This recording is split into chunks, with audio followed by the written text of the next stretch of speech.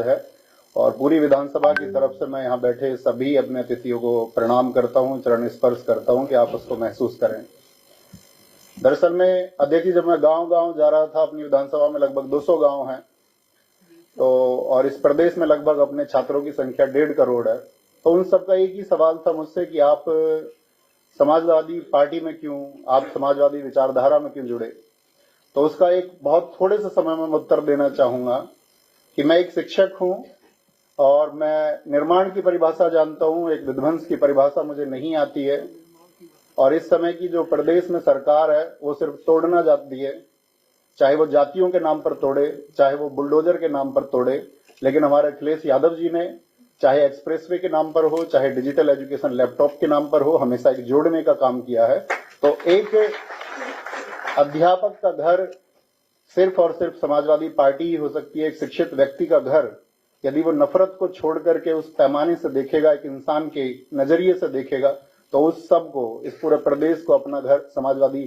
Party दिखाई देगा। और साथ में आप जानते हैं कि इस देश में बहुत लोग मन की बात कार्यक्रम कर रहे हैं, लेकिन हमारे नेताजी आदरणीय अखिलेश जी सिर्फ और सिर्फ जन की बात कर रहे हैं। और उस जन में जो पीडीए को उन्होंने आगे बढ़ाने का संकल्प लिया है और जिस तरह से पीडीए की बातों को आगे बढ़ाया जा रहा है, उसी तरह से वो चीजें बुलंद हम सब की नैतिक जिम्मेदारी भी है कि जिस वर्ग को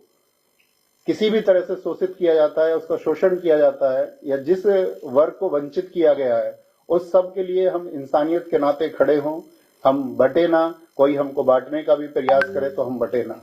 और हम कंधे से कंधा मिलाकर के आदरणीय अखिलेश यादव जी को 2027 में बहुत मजबूत बनाएं। और बहुत मजबूत बनाने के लिए हमने एक स्लोगन लिखा था कि यूथ सपा का और बूथ सपा का। हमको सिर्फ ये काम करना होगा इस प्रदेश में कि हमको पीडीए को जोड़ते हुए सभी यूथ को एक दिशा देनी होगी और साथ में सभी बूथ पर भी एक दिशा देनी होगी। और साथ में मैं यहाँ समाजवादी पार्टी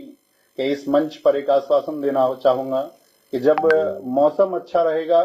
तब भी हम समाजवादी पार्टी के साथ रहेंगे, और कभी आंधियां भी होंगी और हमारे विपरीत स्थितियां भी होंगी, तब भी हम आजीवन समाजवादी पार्टी के साथ रहेंगे। बहुत धन्यवाद, और सभी लोगों को मैं आभार व्यक्त करता हूं कि इस मंच पर मुझे बोलने का मौका दिया। आदरणीय नेताजी को बहुत बहुत धन्यवाद, सभी पार्टी के नेताओं को नमस्कार, धन्यवाद। खैर, अब जो लोग नवीन सर को नहीं जानते उनको हम बता दें कि नवीन शर्मा, जो कि रोजगार विद अंकित चैनल